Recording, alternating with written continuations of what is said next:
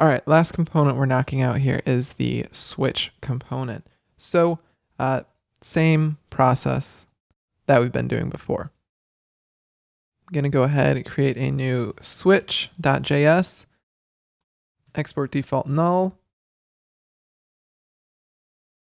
import it from our kind of entry point to our form component micro library, and then we can go ahead and start writing those stories.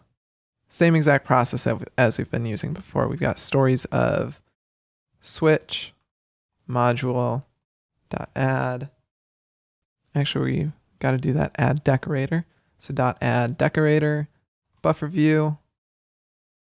We're going to add a default case. Our default is just going to be a switch with a label, which we'll say is agree to terms. And you can actually see VS Code automatically imported that switch because it is awesome like that.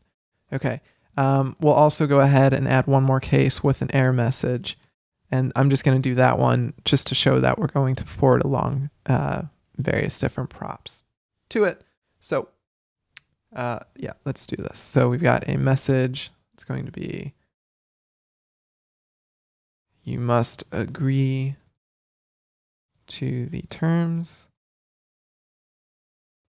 And we'll also do a message type equal to error. All right, if I save this, go back here. Oh, we actually need to do our nesting. So we're going to say form/switch. We got that showing up. We've got our default with an error, nothing showing up yet. That's all right. We can actually go ahead and handle that implementation now. Like all before, we're going to import React, we're going to import the switch, and we're going to import the field wrapper. And then props that are being passed to it, we've got our label, our message, and our message type. And then we want to go ahead and grab all the rest of the extra props so they can just be forwarded along to our switch component, the actual one from React Native. So we've got our field wrapper, that's going to take a label. We've got our message, that's going to take a message. And we've got our message type, which is going to take a message type. Inside of our field wrapper, we're just going to go ahead and put that switch in there and say ... rest. All right. What do we got here? Hey, we've got what we need. Oh, you know what?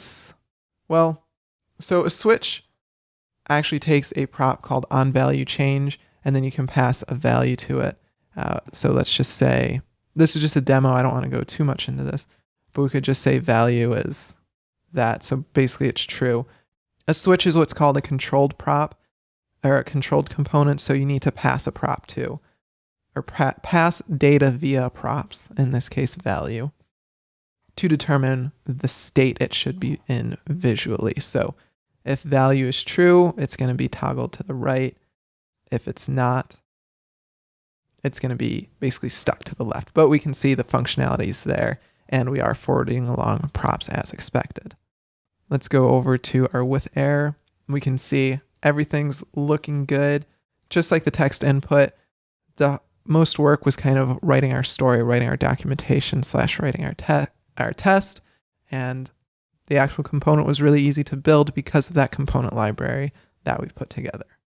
Let's pull it all together in the next video and actually build a full form.